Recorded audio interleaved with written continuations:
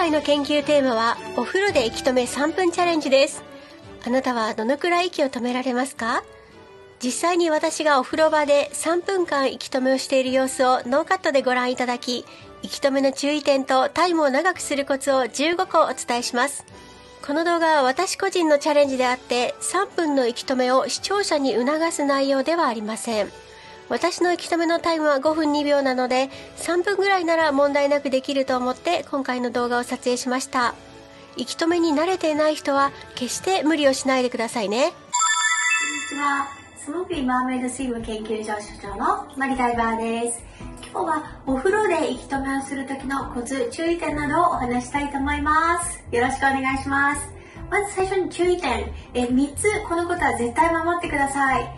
1、絶対に1人で行わないこと。今回は私の旦那様に撮影してもらってます。はい。2、ハイパーベンチレーションは行わないでください。いきなり気絶してブラックアウトするととても危険なので、これはやめましょう。3、小さいお子さんはやらないでください。小さいお子さんは肺の発達がまだ十分ではありませんので、あまり息止めには向いていません。この3つのことを守ってくださいね。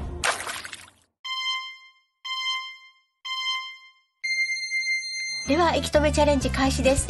映像を見ながら息止めのコツを15個ご紹介しますね。コツ1、本番前にウォーミングアップ。息止めは1回目より2回目、2回目よりは3回目の方がタイムが伸びます。本番前に短めに息止め練習をします。コツ2、お風呂の温度はややぬるめ。温度が高すぎると心拍数が上がりますし、冷たすぎても筋肉が硬直して余分な酸素を使います。少しぬるいかなと感じる温度にします。コツ3、暖かい格好で行う。水温が低いので裸や水着だけよりもラッシュガードやレギンスなどあるといいかもしれません。コツ4、事前に顔を水で濡らす。人間は顔が水に濡れていると心拍数が下がるようになっています。これを潜水反応と言います。最初は顔全体を水につけます。はい、1分程度で終了です。2回目までに先ほどの息を止めたタイムの2倍から3倍休みます。つまり今回の場合は 2,3 分休息です。休みなしに連続して潜るとタイムは伸びません。さあ2回目です。これもまだウォーミングアップです。コツ5、しっかり深呼吸する。血液中に溜まった二酸化炭素を排出し、体内に新鮮な酸素を行き渡らせます。休憩の間ゆっくりと深呼吸しましょう。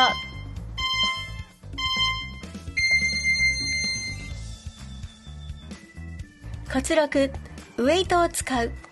動画撮影のためにどうしても上を向いて息止めしたいときには、自力で潜るのではなくウェイト、重りを使います。息をたっぷり吸うと人間の体は水に浮かび上がってしまうので、一生懸命潜ろうとするとそれだけ筋肉が酸素を消費するからです。コツ7、上を向く場合はダイビングマスクを使う。上を向くと鼻から水が入ってきます。そうすると鼻の奥が傷んで気になって長く息止めができません。鼻まで覆われたマスクがあれば安心です。どうしてもマスクなしで潜りたい場合は、鼻に水が入らない訓練法をご紹介していますので、興味がある方はこちらの動画をご覧ください。ここから4つほど息止めチャレンジの事前に注意すること、行うことなどをお話しします。コツ8、息止めの前にはトイレに行きましょう。トイレを我慢するとこれも余分な酸素の消費となります。コツ9、息止めの前に物を食べるのはやめましょう。食物を消化するのにもエネルギーを使います。極力余分な酸素消費をしないためにも、息止めの前4時間ほどは食べたり飲んだりは控えましょう。コツ10、お酒、タバコ、カフェインを取らない。肺に負担のあるタバコ、利尿作用があるお酒、コーヒー類はタイムを測る前はやめた方がいいです。とにかく酸素を息止めに全集中させることです。余分なエネルギーロスをなくします。コツ11、体を締め付けるものは身につけない。特に女性に注意してほしいのはビキニのブラですね。ブラは確実に肺活量を減らします。できればつけない方がいいですが、ストラップを緩めるなどしてください。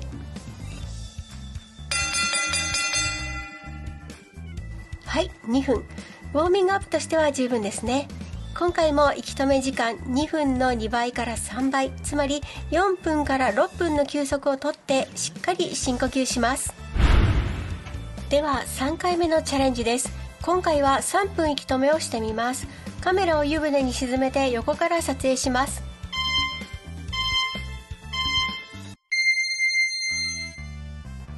コツ12、うつ伏せで息止めする。水中に潜ると酸素を無駄に使います。本番ではうつ伏せになりましょう。できれば全身脱力状態で行うのがベストです。でもご家庭のお風呂で体全体をプカーンと浮かべるほど大きい湯船はあまりないと思いますが、なるべく体に力が入らない体勢をとります。コツ13、何も考えない。とにかく何も考えない。脳の酸素消費を抑えるためにぼーっとします。タイマーも自分では見ない方がいいです。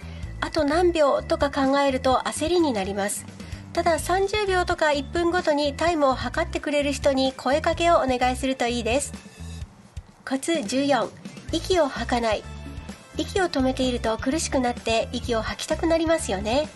これは血液中に二酸化炭素が増えるからです。少しでも二酸化炭素の濃度を低くするために脳が息を吐けと命令します。これが苦しさの原因です。でも吐いた息の中にはまだ酸素が残っています。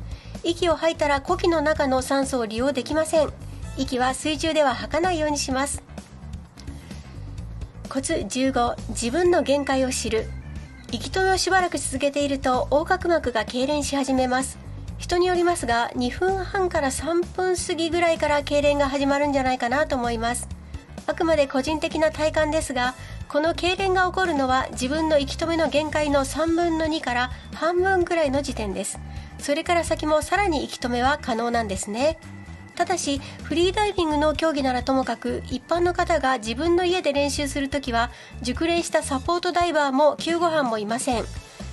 訓練を受けていない一般の方はやめ時がわからないと思いますので、横隔膜の痙攣が起こり始めたら直ちにやめてください。無茶は決してしないでくださいね。息止めをしている時に水中で一時的に気を失うこと、つまりブラックアウトはどれだけ危険なのかはこちらの動画をご覧ください。ちなみに海外のフリーダイビング系 YouTuber の息止め動画を見ていると、2分3分までの息止め動画は結構あるんですが、それ以上4分5分以上のチャレンジ動画はあまりないみたいなんですよ。スタティックアプネアの試合動画とか息止め水中脱出マジックの動画は別として、素人の長時間の息止め動画は YouTube の規約違反になるんじゃないかなと思います。 YouTube ポリシーには非常に危険なチャレンジ、体に重傷を負う恐れがある差し迫ったリスクを伴うチャレンジは禁止と書いてあります。だから長時間の息止めチャレンジ動画を公開していないのかもしれません。なので私も3分の動画にしてみました。皆さんも決して無理をしないように安全に練習してくださいね。また次回の動画であなたとお会いできたら嬉しいです。